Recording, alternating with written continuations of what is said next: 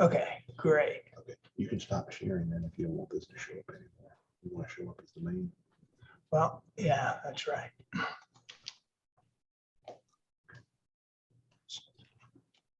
That looks like I'm not very clear. Fuzzy, buzzy.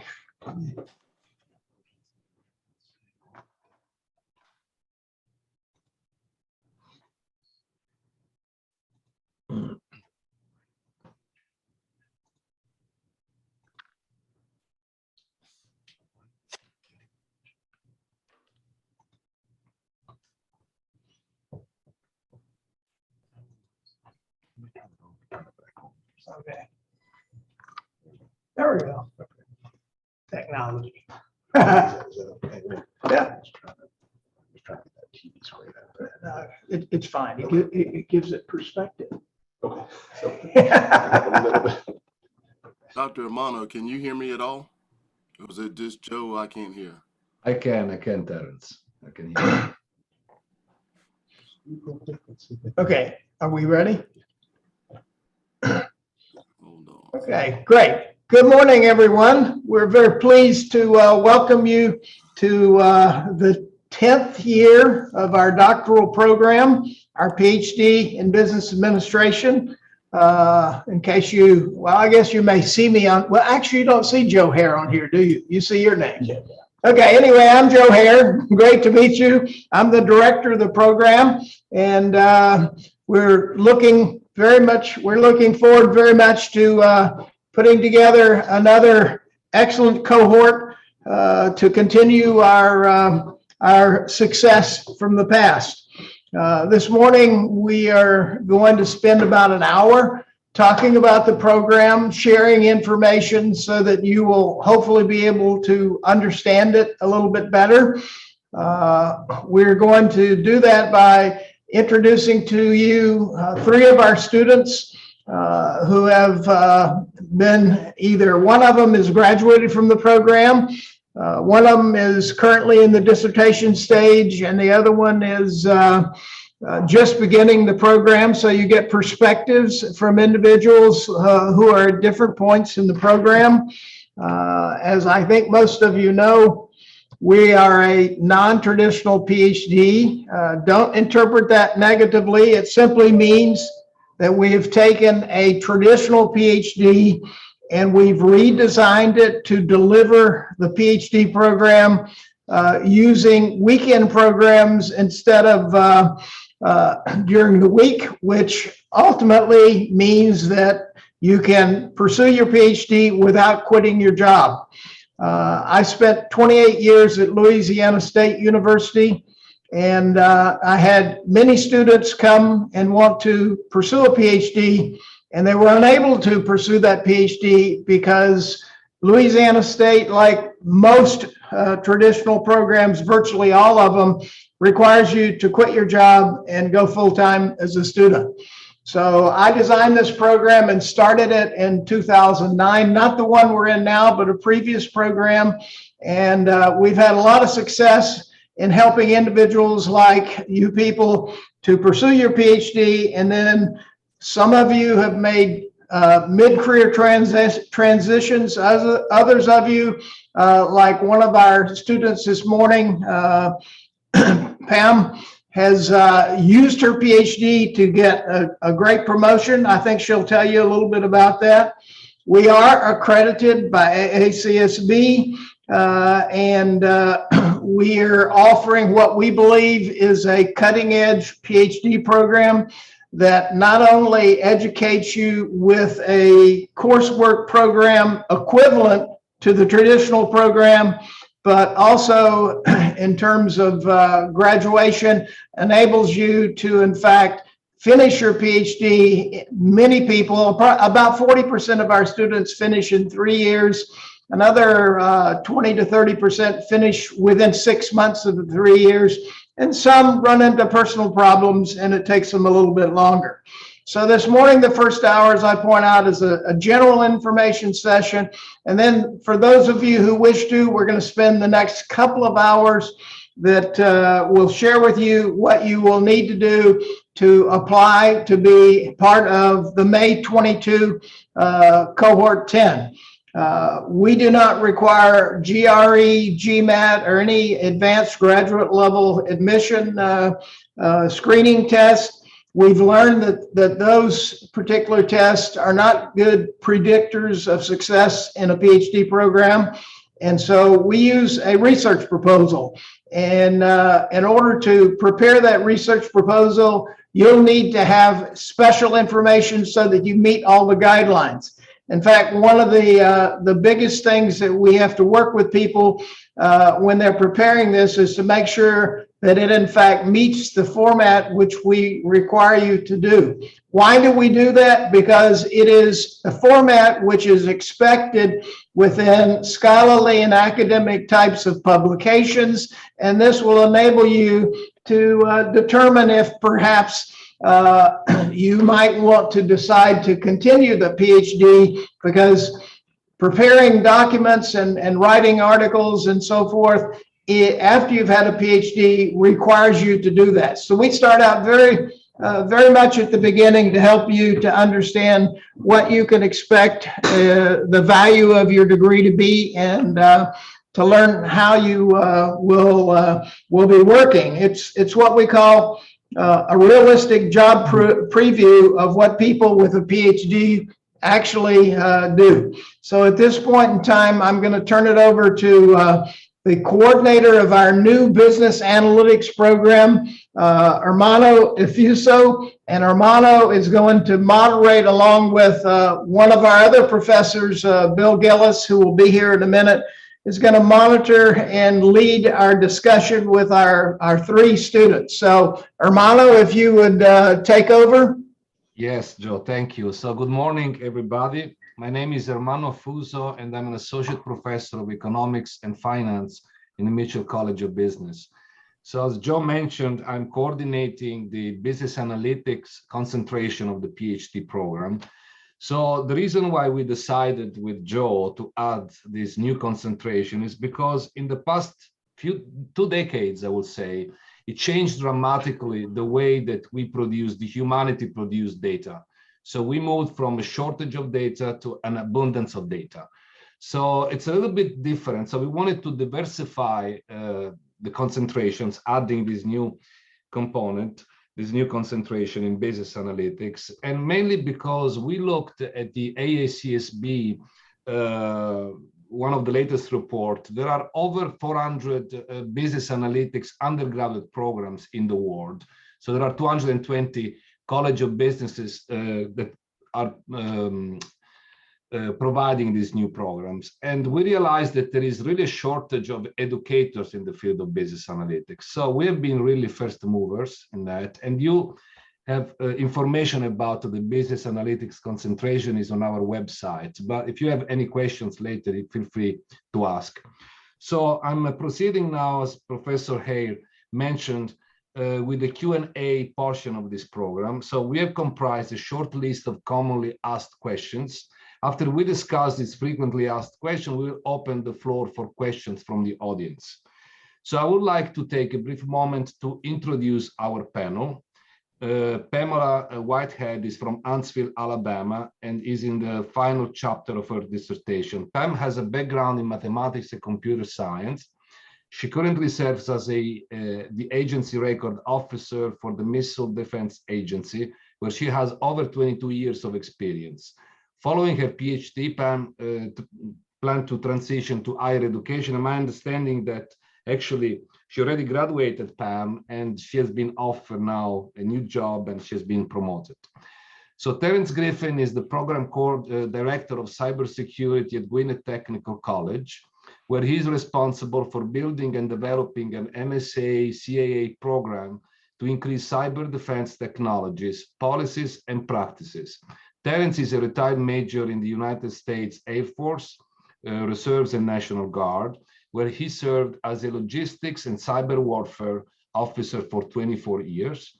And the last panelist is Stacy Wellborn, started the program in 2018 as part of cohort 6. She has completed a residency and is now all but dissertation.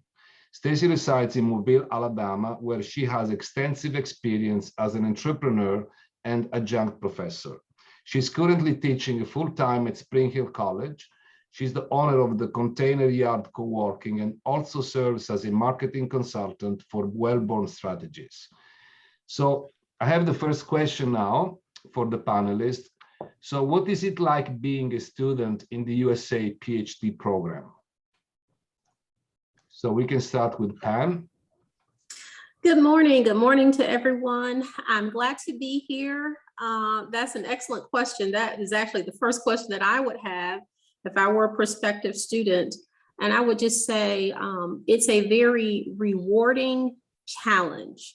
As you know, there are only a small percentage of people in the whole world who take the leap to pursue a PhD. And so you should feel very proud that you even aspire to have these types of dreams and aspirations. And then once you make it in the program, provided that you're selected, I had a feeling of just privilege and appreciation. When I got the notice that I was selected as a student to be in the incoming program, I was very excited. But then reality set in. I became anxious because, you know, all of my life, this has always been a part of my academic dreams, is to pursue a terminal degree. And then once I got over the initial excitement of it, I said, oh my goodness, I said, I'm 40 years old. It's been many years since I've been in an academic program. I'm a mother of 2 teenagers. I have a very busy life. How in the world am I going to do this? But then you sit down and you think about what is your primary objective for pursuing this degree.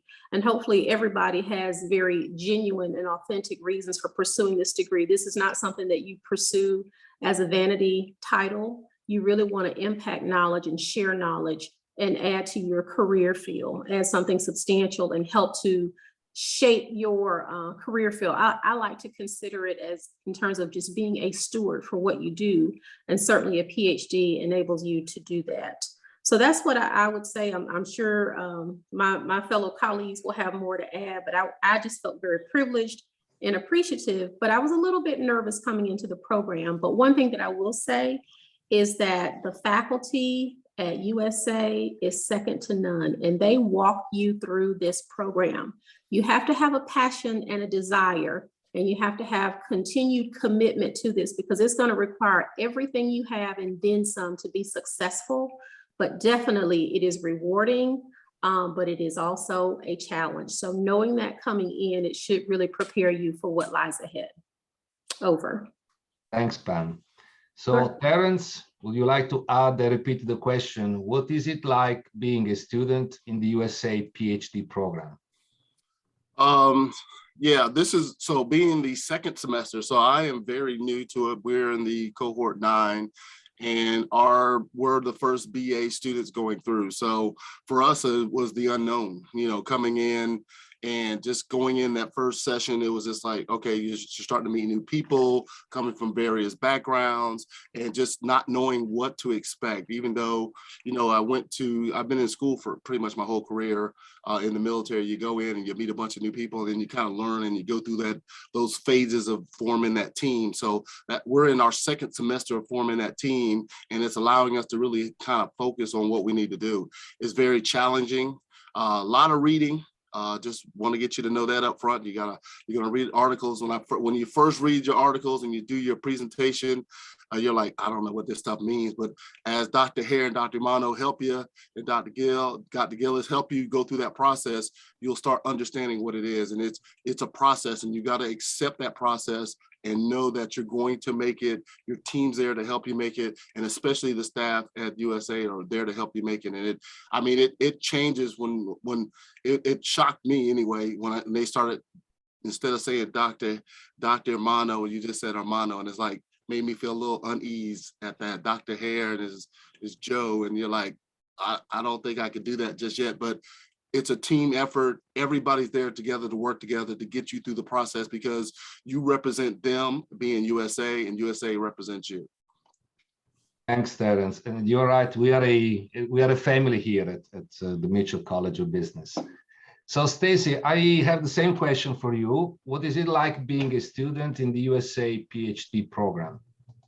Well, I would second everything that Pam and Terrence have said, and probably only add the word that came to mind with the question really is that it's intense. It is an intense experience in so many ways, and completely worth all the stress and headaches and sleepless nights. Excuse me. Participating in this program was probably the hardest thing I've ever done in my entire life. Particularly the day of comps. I think I cried at the end of that day because I just was so full of emotion about it.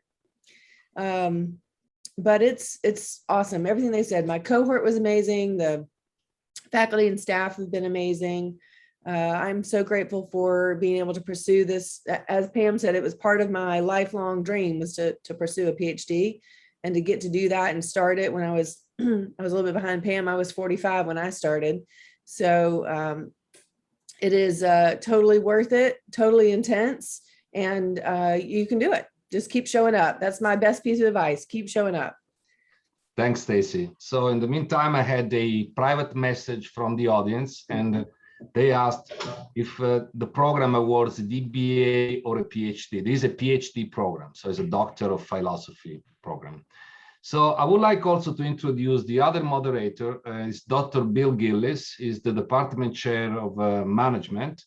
And so Bill has been very instrumental before Joe joined us in the very first stage of the PhD program. Bill? Good morning, everyone. I apologize for being a little late. It comes with being a parent. I had to drop my daughter off at robotics at 9, and I couldn't get there too early. So then I beat feet over here. So thank you, Romano, for helping out. One nice thing is if you do have any messages, you can private message each of us. Romano's got the business analytics. I teach within the management program as well as being department chair. And then you've got obviously Joe as the marketing. So if you have specific questions for any of those, you can always contact us afterward or during this if you have any of those good questions like you just asked Romano. So I'll pick it up with the second question and with for this, and we'll go in reverse order. So Stacy, we'll go back to you. Is what do you do on a typical residency weekend? So I'm fortunate I live here, so I don't have to travel. A lot of folks in the program do spend, I think, that Thursday traveling and coming in Thursday night. And so some of us would typically meet up on Thursday evening and spend some time together. And then I generally was finishing my reading on Thursday night. I'm not going to lie. So kind of reviewing everything again. And then Friday morning, we, 8 a.m., you were bright-eyed and bushy-tailed. And I will say you do a lot of sitting. It's 8 to 5. It's intense. We get up and get breaks. I will say Joe makes it super fun. Joe's a fantastic teacher. And but it's intense. You're sitting there for 2.5 days, digesting information. And usually Friday night, our cohort was pretty social. So we went out every Friday night after and had dinner and maybe a couple of beers. But then you generally was back and reading again by 10 o'clock at night till about 12 or 1 o'clock. And then back at it at 8 a.m. on Saturday, and an intense day. By Saturday night, most of us are pretty wiped out. So it's usually an early night. And then Sunday, work again till noon and then travel. And again, I'm fortunate I live remotely, so I don't have as much travel to do, but I love the residency weekends are probably my favorite part of the program. I loved getting to spend time with my cohorts and getting to know our professors and just absorbing the conversations and, processing all the information and brainstorming. So the weekends were my favorite. Okay, Terrence, to you. For us, since this is our second semester, we're starting just to get to that gelling stage. A lot of people, I live in Atlanta. We have people in our cohort that live in Seattle, Washington, San Francisco, Arkansas. So they come from all over the country. So Friday nights is not good for us because everybody's kind of whooped after that long week of work, and then they're coming in and they're transitioning into school. So especially being there at 8 o'clock in the morning, have a pretty good breakfast, Dr. Hare like to have those grits again. We love those grits. So have those grits on Friday morning and Saturday morning. And then that kind of gets us energized. And especially for us being new to the program, you know, we're not quote unquote burnout yet. We're really engaged in understanding what's going on, going through a lot of statistics right now, starting to break out into our majors per se. So working with Dr. Amano and Dr. Gillis there, but you know, I think there's 8 or 9 of us in the BA side, and I'm not sure how many in the management and marketing side, but we're starting to spread out. So once you kind of get into your concentrations from that perspective, we actually just went to a football game. So I would encourage, as you're a student, you know, we didn't know we were students till we showed up and we got in the student section and we were the oldest ones in the student section, and the people were drinking beer, and we're like, when we went to college, they didn't do that. So it was a little different, but it was fun, you know. Jags won, you know, so I would highly encourage you to do that, but spending time with your cohort, because you're going to spend a lot of time with them in the classroom, being on Zoom meetings, you know, during the weeks and kind of things of that nature. We kind of go out on Saturday nights and kind of decompress, go to any of the local area eateries there. They have some good eateries around there. So we kind of spread out from there. And then we're like we said, we're back in probably about 9 or 10. We're starting to read again and preparing for the next day for Sunday. And then we all travel. So we got students that, you know, they got to get on a plane right at 5, and they probably don't get home till 1 or 2 o'clock in the morning, their time. So it's almost the next day. So it's a commitment if you're traveling a long distance. And for me, traveling that 6 hours, it helps me to kind of put my mind at ease. I kind of record some of the videos and then kind of listen to them again as I'm going back home. So that's why I intentionally, besides Dr. Hare, Dr. Amano, I intentionally came down to USA because I wanted that time to travel back and forth so I can use that as study time also. Pam? Okay. First, let me just say to Terrence, I'm jealous. Dr. Hare did not provide grits for us. We had wonderful bagels. So I'm jealous. You know, my experience, I will say the duration of my coursework was done pre-COVID. So we weren't in a remote environment at that time. So with me coming from Huntsville, Alabama, my drive was 5 hours one way. We also had people who were flying in from different locations. I had a cohort member that was from New Jersey, and she would actually take a flight into Mobile every month for class. So that just shows you the level of commitment. I would always come on Thursdays and get checked into the hotel. I was lucky or just planned my time as such that I did all of my readings before I got down to Mobile. And so that Thursday, I would just kind of thumb through the things that I'd read and highlight it to make sure that I was fresh for class. And I will say for Dr. Gillis, we actually came up with the term. Dr. Gillis, don't hate me, but we have been Gillised. Once you go through Dr. Gillis's class, and what that means is that he's going to put you through the rigor, as well as Dr. Hare, but it's a good experience. I will say during those weekends, one thing that became very obvious to me, don't come to the class with the expectation that the professor is going to teach you everything. This is a program that heavily relies upon everybody doing their part. You're teaching each other. So you really need to come in having read your articles, having been prepared to discuss your articles, any questions that you have, because what you're doing is you're advancing knowledge. So it's very much a collaborative process throughout that weekend. So we begin on Friday mornings, we go into our courses. One of the things that I really enjoyed during the program is, I believe it was either that Friday or that Saturday, we always got to have lunch with the faculty. So that was so important because in addition to engaging with them from an academic perspective, you got to share and learn a little bit about each one of them personally. And as it's been stated before, we really do become a family in the Mitchell College of Business, and particularly in your cohort, because the deeper you get into your study, you will find that people outside of your academic family, let me say it that way, like my blood family and sometimes my friends, The concepts that I'm studying or that you're studying, you will find that it's very foreign to other people. So there's only kind of a limited dialogue that you can have before they kind of zone out.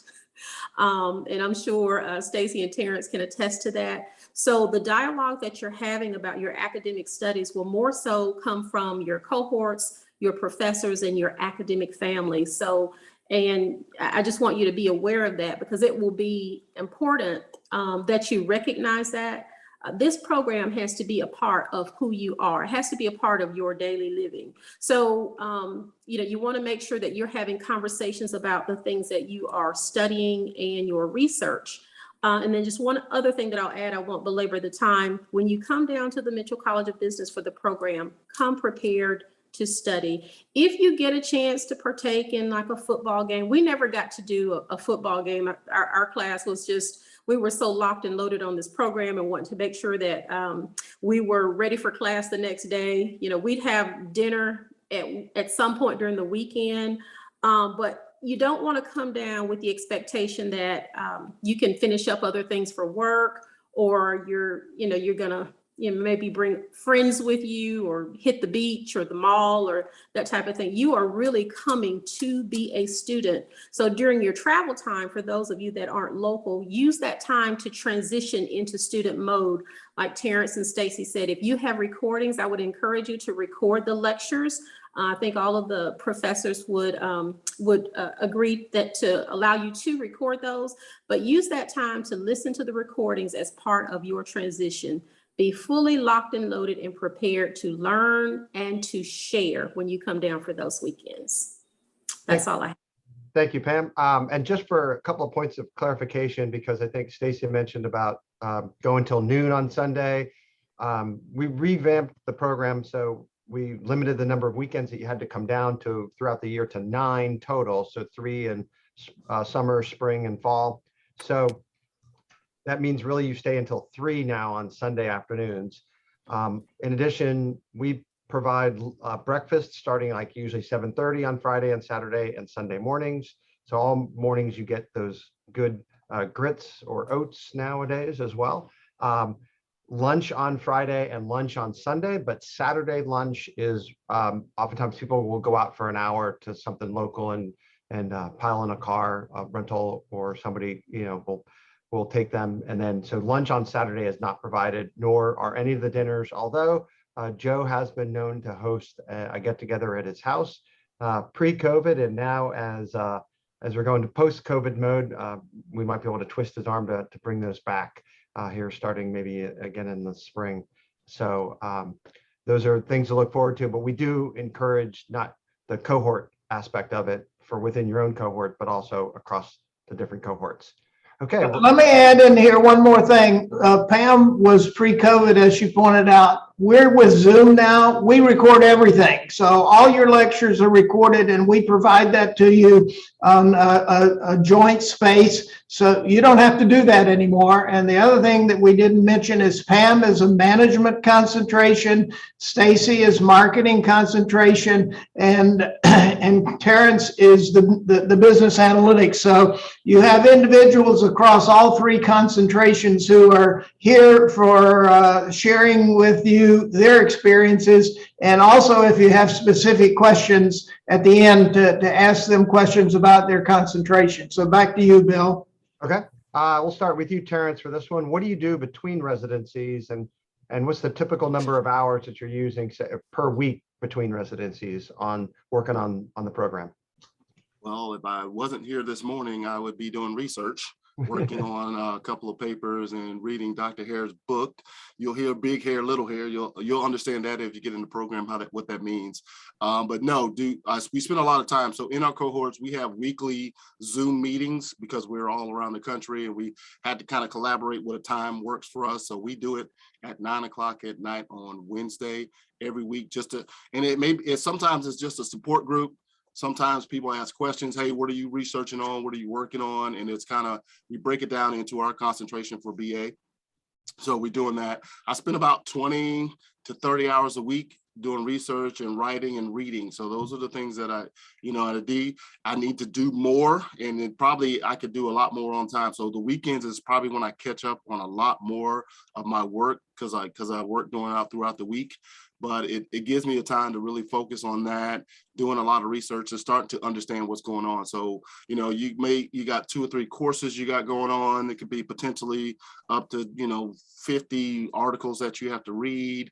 Got to do some writing, a lot of writing that we're working on throughout that process, and just a lot of research. So having access to the library and utilizing some of the tools that they provide and some of the tools that you'll probably need as you go through the process to really organize yourself. And that's one thing I would say, organizing your research, because the articles and the documents that you'll be getting throughout the courses are going to play a big part as you get closer to the dissertation. And I know Dr. Pam could attest to that as you go through that, and Stacy can attest to that as you're going through and as you're working towards comp. So I mean, I'm a neophyte to the process, and I know Dr. Pam and Stacy knows more of that process. But that's what we're doing right now, and hopefully it won't change. I really love the face-to-face opportunities that we spend together, because that's where you're going to absorb more and spending time with other students. So that's, for me, that's why USA was placed for me. Okay, thank you. Stacy? So I would add that it took me a while to figure out how to manage it, manage all the time. And I also didn't realize how long it would take to read one article. And when you start the first time, you're like, oh, what is this? And understanding it. And so I would say I've gotten to where the fastest I can read an article is about an hour, maybe 45 minutes, but probably an hour. And when I started, I was probably looking at 2 hours per article. And to Terrence's point, between weekends, you might have 30, 40 articles to read. So if you think about that, 2 hours per article, that's a good bit of time. And as you get more used to it, you can figure out how to speed that process up. But that's kind of how I built my time. And then again, I learned this later. I have kind of said, I'm going to get up early, super early in the morning, and I read for like an hour. So I basically, depending on the time of year, it might be from 4:30 to 5:30 a.m. or 5 to 6 a.m. and sort of designate an hour a day. And then on Saturdays, basically I blocked out 8 a.m. to noon and use that as a block of time to really hit a lot of reading and writing. So that's kind of how I organized it. And sometimes that was effective and sometimes it wasn't, but you got to get it done. But that really, thinking about that 2 hours per article, I think is a good place to start as you think about it.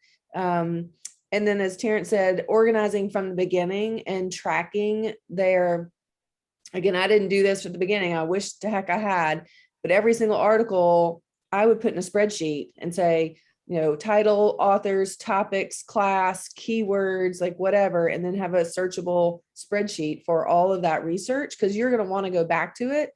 There's also other online tools and other things, but even if it's just a spreadsheet with that basic information that you can go and reference it again, I would say is start with that early. I didn't do it and I wish I had. Pam? I would echo everything that's been said by Stacy and Terrence. I will also add that there was never a time during the program that I was without an article. Depending on where you work and the flexibility that you have, it's possible that your employer will kind of allocate or kind of do your projects or your work assignments so that you have a little bit more flex in your day. I would take articles to work with me. So in between meetings, or if I kind of had some dead air time, I'd read articles at work. And I'm a little bit shy to say this, but I'd have articles with me at my kids' soccer games. So if I had a little bit of time in between games, because I have 2 children and they both play the same sports, so we'd be at the field all day. So if I had time in between, I'd read articles there. It's amazing the amount of time that you can find during the day. If you're waiting for a doctor's appointment, sometimes you're at the doctor's office a long time, I'd pull out an article. So I always had something to read with me every day. I try to knock out at least 2 articles a day. And then Saturdays, when it wasn't a residency weekend, that Saturday was pretty much reserved for reading and for doing research. And then I try to give myself maybe a half day on Sunday. Sunday is usually my rest and recovery day. But I would say plan your time.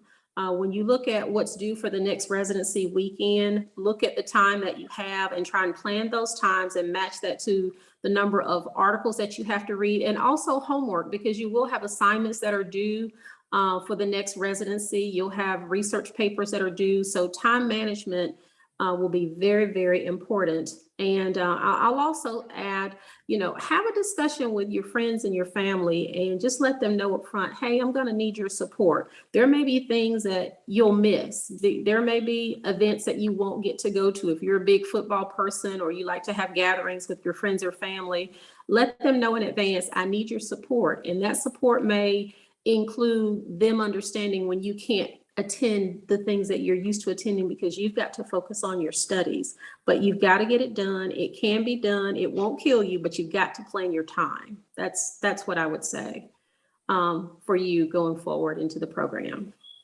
Okay, keeping with you, Pam, what's it like taking the statistics and the research methods courses, and how do you survive those courses? Or maybe with your background as well. Yes, sir. Those are very intense courses.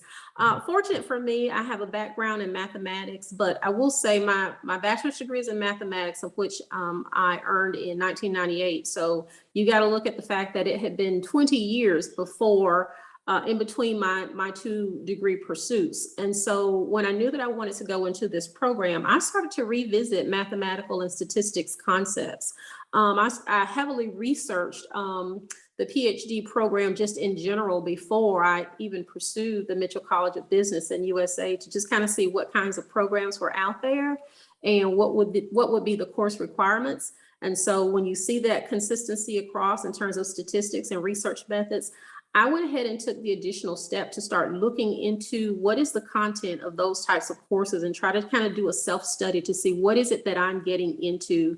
It's always an option to go into a course, cold slate, but I wouldn't recommend that. If you know that you want to pursue this, go ahead and lean forward and look ahead. Start dusting off some of those mathematical and statistics concepts so that you're prepared.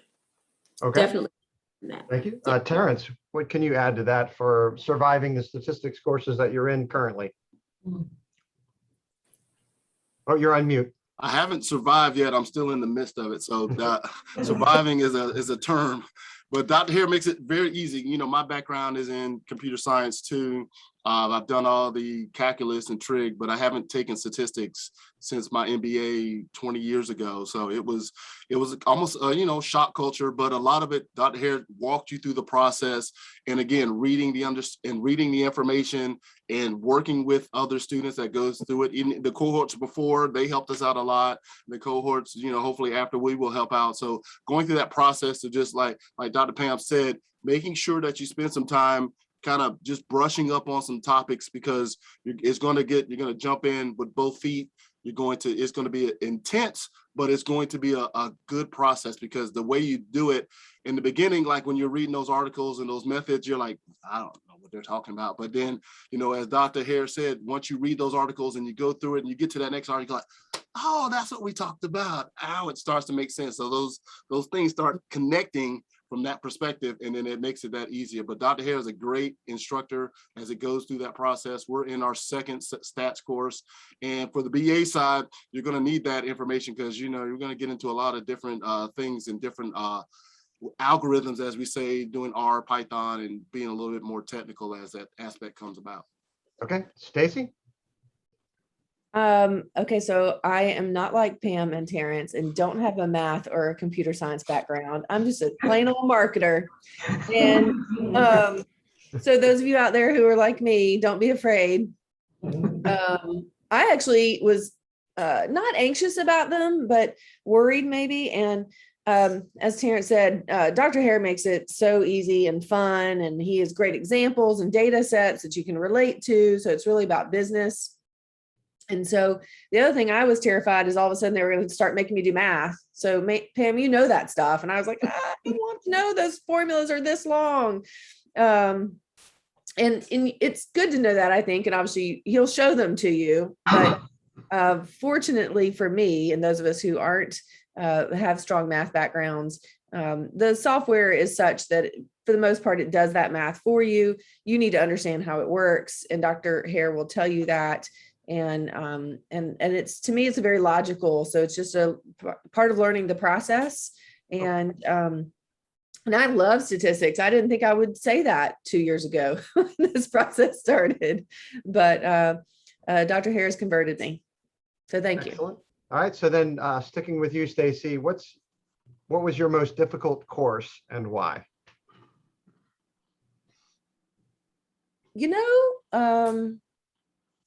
I don't know that there was one that was most difficult. That's a hard question to answer. I mean, I think they all were hard and all were challenging, but there's really not one that stands out as particularly hard. They all required a lot of work. They all required a steep learning curve. Okay. So yeah, Pam? We'll go to Pam. What was your most difficult course and why? You know, I think I would agree with Stacy. All of the courses were reasonably difficult. So there wasn't a lot of variation in terms of the level of difficulty. It was just a different topic. But what I found to be the most challenging was really, once you're finished with your coursework and you're preparing for the comprehensive exam, I think the totality of all that you've learned throughout the program with all the courses converge to that one moment. And so for me, that was a very significant point of anxiety, because everything that I've learned over the past 2 years, now I have to make it make sense and produce the information that's required to be able to be successful at the comprehensive exam. And so saying that, I would say, take very good notes with each of your courses. Be very organized, because you will have to reference that information when it comes to the comprehensive exam. And if you do that, I think it will lessen the stress and the anxiety of preparing for the comps. But take each course very seriously, be very organized, and take excellent notes, and stay plugged in for every single course. You know, it starts with fundamentals of research. And so, you know, the department does a really good job of getting you feeling good and letting you know what research is. And then it gets progressively more challenging. But Dr. Hare, Dr. Gillis, Dr. Smith, they are very encouraging. They really work with the students to reaffirm what they already know. You won't be selected in this program if they don't think you can do it. If you're selected into this program, there's something that they see in you that says, I think this person can be successful, but you have to prove them right. So take good notes and be very diligent in every course. That's what I would advise. Okay. Terrence, anything to add? I know that you don't have a great selection of courses from which to choose from. With my vast variety of courses here over the last 2 semesters, I would just say for us, it was for me, it was the first one, just because I didn't know. I was like, we're going in, and then we were just nervous going through the process.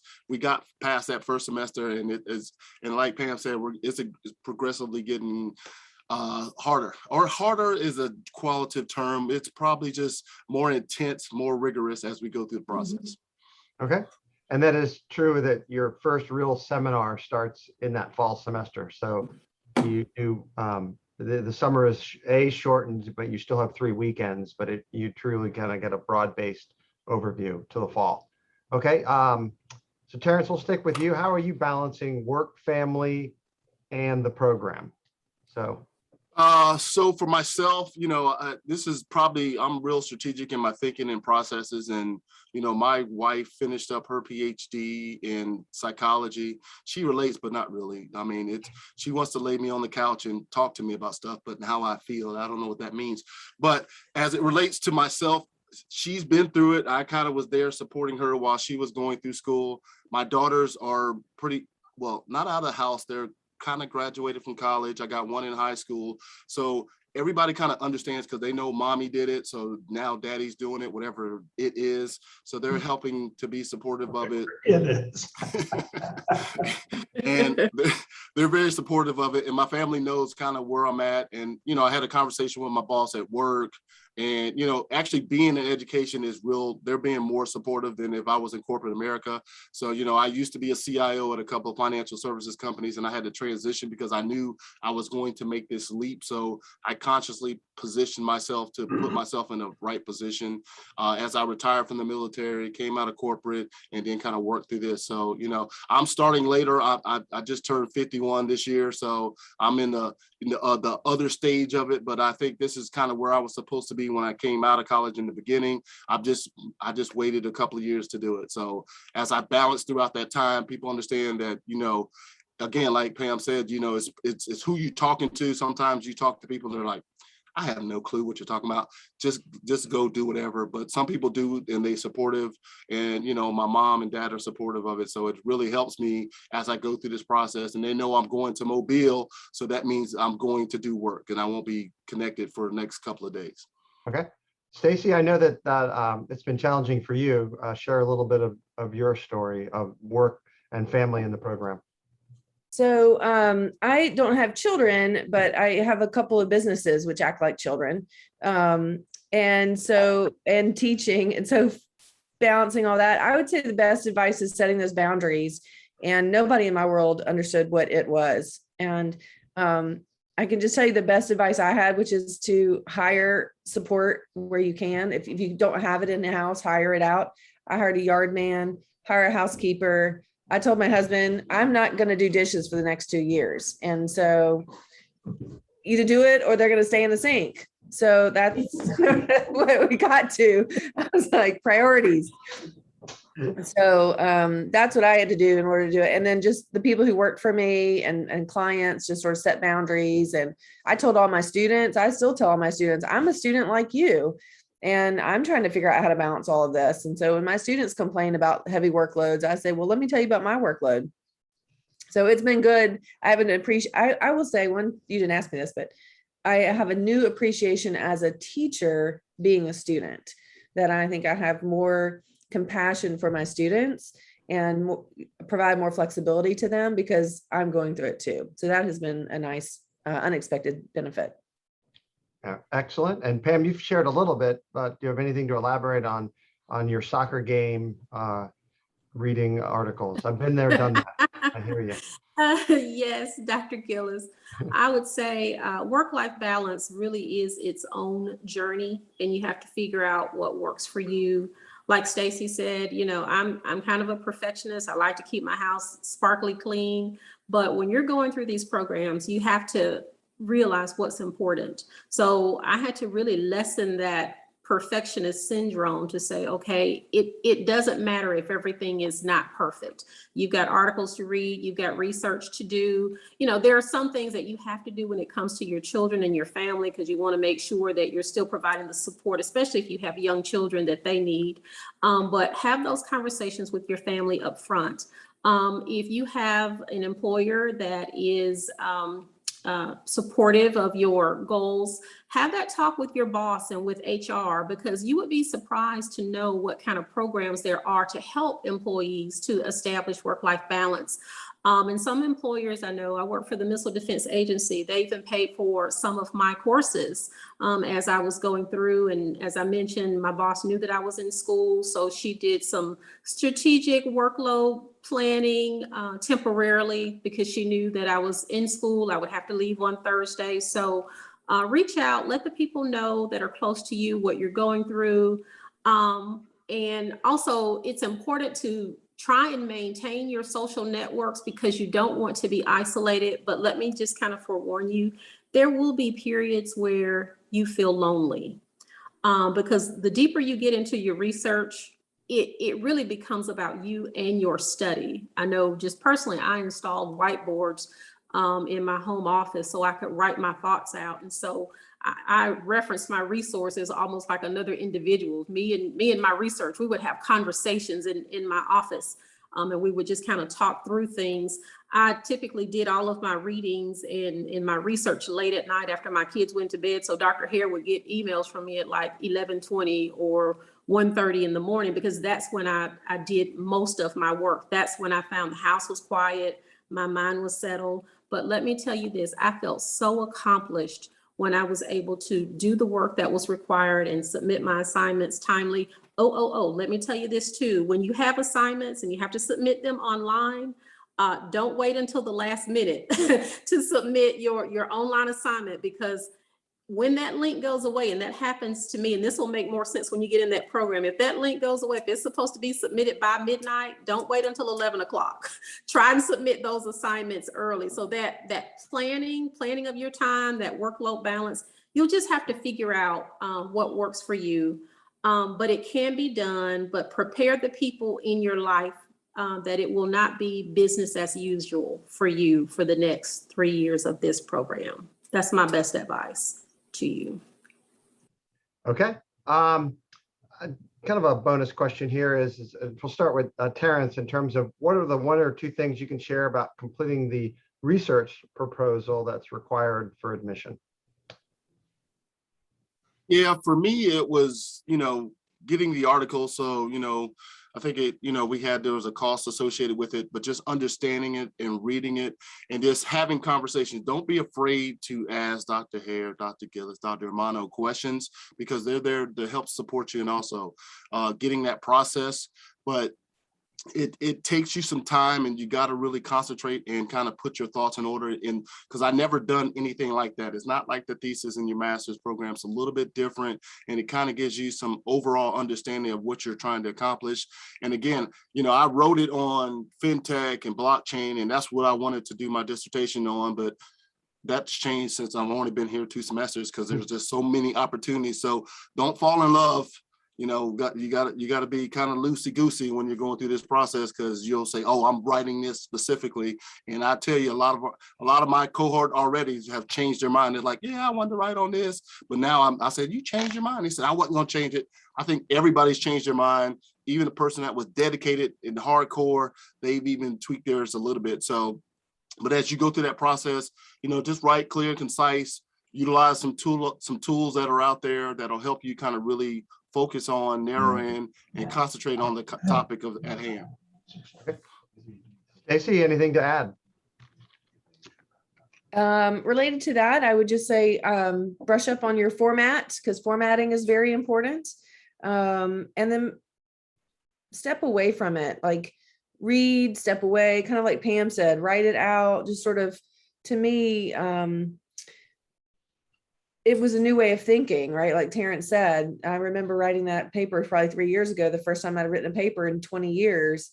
And so for me, it's like I wanted to kind of read everything, digest it, step away from it, let it process, and then come back to it and work again. So, not doing it to the last minute, and then maybe have somebody read it that's not associated for you, to give you, a perspective, just to make sure that you're not crazy. All right, Pam? I would say research your passion within the realm of the program. And that passion may change because you're going to be introduced to concepts perhaps that you've never heard of before. So have a particular direction, but be open, as Terrence said, to new concepts that you'll be introduced to that might pique your interest as well. Okay. I know that we're coming up pretty close to being on that time. So Joe, I know that you've got your thing that you've got to do. I'll ask any questions at large from people that they might have. You can just unmute and ask them. I saw one that came up a minute ago that asked about how many articles per weekend or per class or whatever. I think there were some comments about it, but maybe you might share with them. What I will say is that your stats courses generally have textbooks in them. You're provided all your textbooks. It's the other areas of management and marketing and so forth that have lots of articles, but what would be typical in terms of the number of articles probably that you would read between residencies as opposed to for a particular class, except Gillis, who gives you 1,000. Right. I do have the heaviest course load. I teach organizational theory, and it is what it is, and it will vary. And the reason is if you think about it, there's 9 days that you're coming down here. So right. And so you're taking 2 classes per semester. So you have 4.5 days of statistics, 4.5 days of of a seminar. And so you're either going to get anywhere from 1 to 2 days on a weekend, say for that seminar. So if it's a 2-day, then I think I want to say there were something like 50 plus articles that I had. And if you go with Stacy's math of 2 hours per article, that can add up. You will get access to the syllabus before the weekend begins, especially between, say, a December and a January. You're not going to come till the end of January, and you're going to finish the course at the beginning of December. So you would have a month and a half. And the same is true between August. You might finish in July and you're coming at the end of August. So you'll have a month, and then you'll have 6 weeks before the next seminar, but then you might only have 15 to 20 articles, say, for one of my courses, because you're only going to be meeting for 1 day. So it does vary on that course load, and it varies the time between each of the seminars. But as I tell my students, just keep taking one foot in front of the other and just keep progressing, and you'll be fine. All right, there was another question that came up about a research proposal session between now. What I would say is that we have not planned one. We typically have not done one in the past. The research proposal session is recorded, so you can look at it 100 times if you really need to. But beyond that, what I would say is that I'm always available, as are all the other professors. So if you have questions or thoughts or, misunderstandings, I encourage you to email us individually, and we'll be glad to work with you to help you to move through that journey successfully. There's another question that came up about a hotel that we have a relationship with. Yes, there's a Holiday Inn Express right across the street. Easy to walk to, so you don't have to drive on campus, but some people choose to do those. Some people use Airbnb, and so it just varies. Occasionally we'll have an individual who buys a condo and they keep that condo for like 3 years just for weekend usage. And so there are a lot of different options, but mostly what happens is they go to the Holiday Inn Express, or if they have a relationship with a particular branch or a particular type of like Marriott or Hilton, then they might drive to one of those. We have other options within a couple of miles. And people have used bargaining power of getting the whole cohort together, so they get a block of rooms, and they've gotten discounts that way as well. So there's a variety of ways that people have done it, or you could just live here like Stacy. All right, I see some other questions. Professional recommendation letters. We don't vary. The only thing that I would say is that professional or academic are both okay.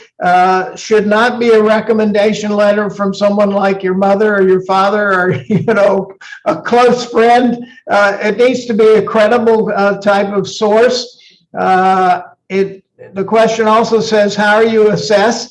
You're assessed in terms of A, B, and C. Seldom do people get C's, but occasionally it's necessary to send a message to them. But most grades are A's and B's.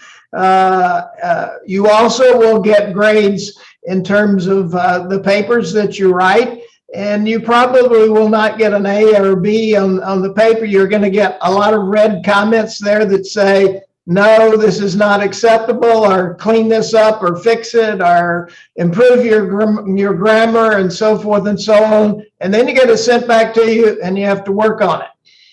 I can take the next question, Joe. It's for business analytics. So they're asking the skills that students will develop after completion of the program and the type of software that we teach. Now, I want to make clear that if you expect to learn how to write computational efficient algorithm in the PhD program in business analytics, is not what we do.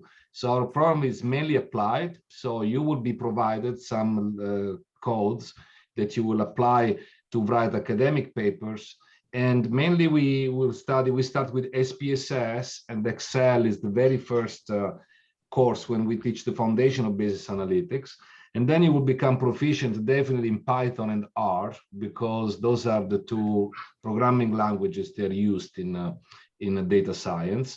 We also, I believe Joe teaches Smart PLS is another software that you may learn. And the Data Robot, it's an applied artificial intelligence software, but mainly R and Python will be the tools that you will be using to extract information from big data. The Mobile Airport is like 3 miles from the Holiday Inn. And so it's an easy drive. We have Uber and other options. Sometimes students come in at the same time and they share a car. Sometimes students will rent a car if they want to have some flexibility in terms of driving. Yes, there are ride shares. You don't really have to rent a car, but if you want to, you can. But there's almost always 1 or 2 or 3 students who have a car. We give you a laptop as part of the program. Some people use PCs, others use Apple. Most programs are available in both kinds of setups. But generally speaking, we will assist you in developing the ability to execute software and complete assignments that are associated with specific types of software.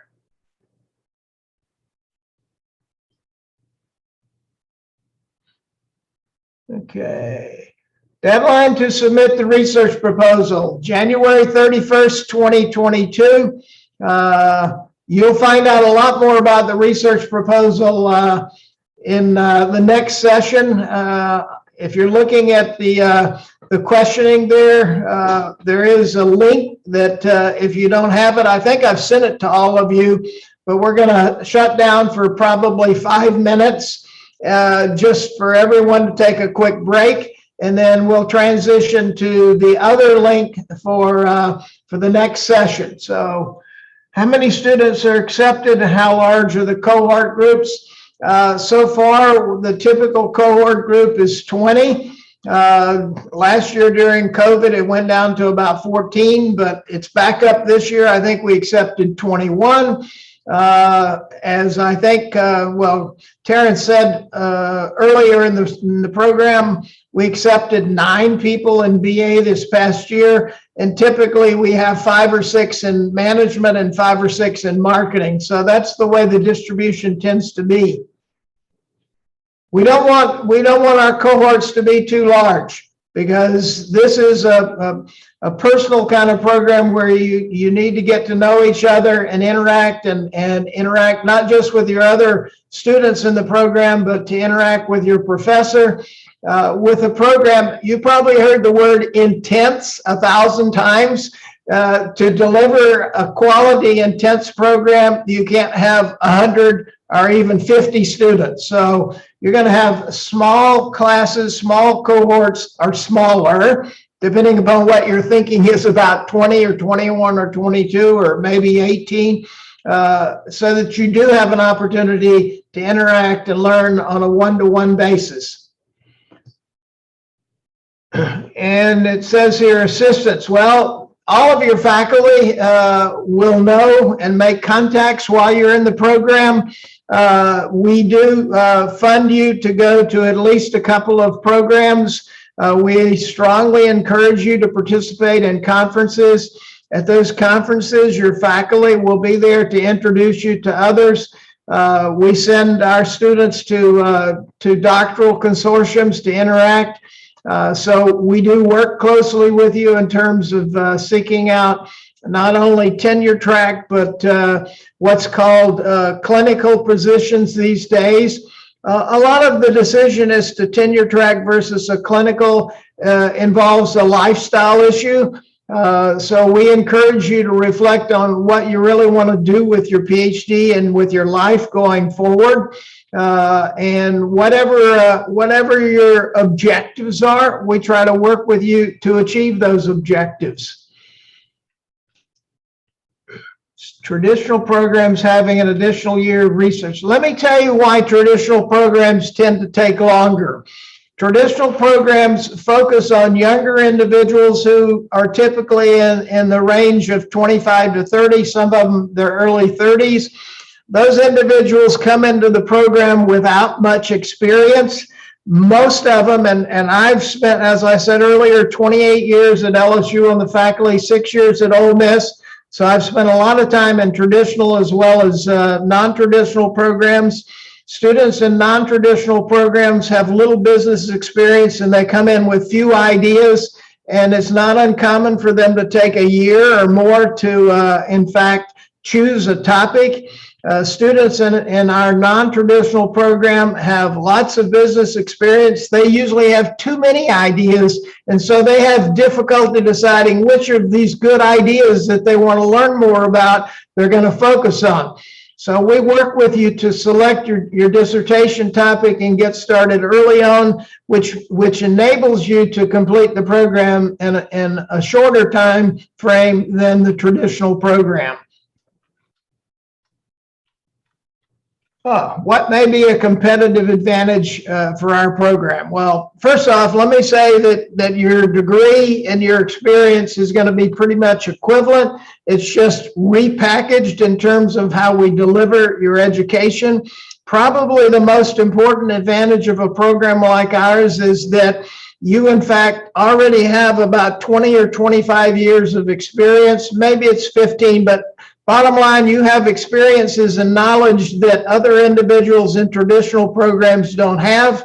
Increasingly, there are opportunities if you're going into academics for administrative kinds of positions or for executive education. Individuals who are older, more mature, who have the experiences you have, and also the credentials have an advantage, and you can contribute in ways. If you take an individual who graduates with a PhD in their late 20s or early 30s, you can't put them in front of a group of executives who are 50 years old and are expecting an individual to be able to share examples and experiences which they can relate to. All of you people, in fact, all of the people who are accepted into our program are the ones who have the experiences, and they bring with them ideas and interesting topics to research that you wouldn't experience in a traditional PhD program. By the way, I did a traditional PhD program, so I'm not being critical of those, but there were no non-traditional programs when I pursued my PhD at the University of Florida. So this is an evolving type of program in terms of delivering high quality education in a slightly different approach. Do we factor age and professional experience in the admission process? Yes, to some extent we do. We have minimum experience in terms of business. As far as age, you all know that we can't discriminate based on age. So we give everyone an equal opportunity. But I've had individuals who entered the program at mid-60s, and you know, people are living longer and learning longer. And so, you know, do we factor it? Mostly we factor it in terms of what the level of commitment is of an individual to this type of program and making the adjustment in their lifestyle for 3 years. And also, you know, are they really intellectually curious in terms of wanting to pursue a program that requires the kind of commitment that is required for this program and in order for you to be successful. The median age of the cohort, it's interesting. This past year, it's a little bit older, probably in the mid-40s. I would say some of the previous cohorts have been in the mid-30s, so somewhere between a low end of the mid-30s to a high end of the mid-40s, although, as Terrence pointed out, he's 51. I'm not going to say anything about Pam, but Pam is mature and successful, and so is Stacy. And so, you're going to meet people that will vary from, I would say, youngest in the mid 30s to oldest probably in the high 50s, but a few individuals are older, and if they're ready to make a commitment to a program like this, then we're prepared to work with them. Joe, let me just add the being younger a limitation. It's not the younger, it's that we have a minimum of 5 years of work experience, and we're pretty hard set on that, because if you truly are, say, 25, and you say, well, I got 5 years of work experience, you really kind of belong in that normal PhD 4-year cohort. You're kind of in the salad days of your life, in terms of you can live on ramen noodles and do that 4 or 5 year experience, and that's probably more designed for you. I did that, but I was an older person. I was 39 entering my PhD program with 1 child, a pregnant wife, and it was hard. And that type of program was really hard based upon where I was in the stage of my life. And I think the other advantage that somebody said on the competitive advantage is that you guys are not only have that work experience, but you're continuing to work. So it's not like you're walking away from it. Joe and I and Hermano, like, we walked away from a job to go basically get a stipend of $10,000 a year for 4 years. And that was really hard. And our program is hard for you in a different way, because you're still doing that same program, but you're continuing to work. So there's that basically advantage disadvantage paradigm that you get from the fact that you're not walking away from anything, but you're not putting your toe in the water. You're jumping in the water, but fully on, but you just still have a lifeline to a non-academic usually career, although many of you have are teaching or instructors in programs and want to go into a tenure track. So we capture a variety of people, but that's kind of like the younger age is just not, it's the work experiences that we really want to have you have. All right, any other questions? Because I know that, Joe, you got 2 hours worth of questions, or 2 hours worth of things. Currently teaching in entrepreneurship. Someone asked about a blended one. What I would say is you would choose the concentration that is most consistent with your area of interest. But when you get to the point of doing your doctoral dissertation, we've had individuals write their doctoral dissertation in entrepreneurship, supply chain management, application of analytics to marketing before we had the concentration. So your coursework, you really need to think about where your emphasis is going to be and what your long run goals are. But when you get to the point of selecting and executing your doctoral dissertation, we're quite happy to work with you to, in fact, let you pursue something that meets your own interests. The other thing I would say about it, and we haven't mentioned it, our program has what's called global scholars. So you're not limited to the faculty that are on our campus or that are involved in the College of Business. We can reach outside to individuals who have areas of special expertise, and we have funds in our budget to compensate those individuals. So we try to customize our program to the extent that is realistic within the framework of a PhD and the requirements that you'll need to meet in order to be successful with your degree. I think we need to transition to the other session, but we are going to take like 5 minutes.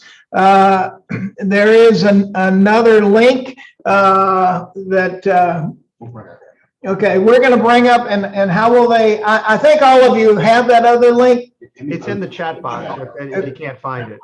Amy posted it in the chat box. Okay, it's posted in the chat box. Take 5 minutes, and then we'll be back, and we'll start on the research proposal. It's been good to be with all of you. I think you all have my email. Feel free to contact me or others, and we'll try to help you to the best we can. Very nice meeting you all. Thank Good you. luck, Thank you. everyone. Thank you. Good luck. Good luck, everyone. Thank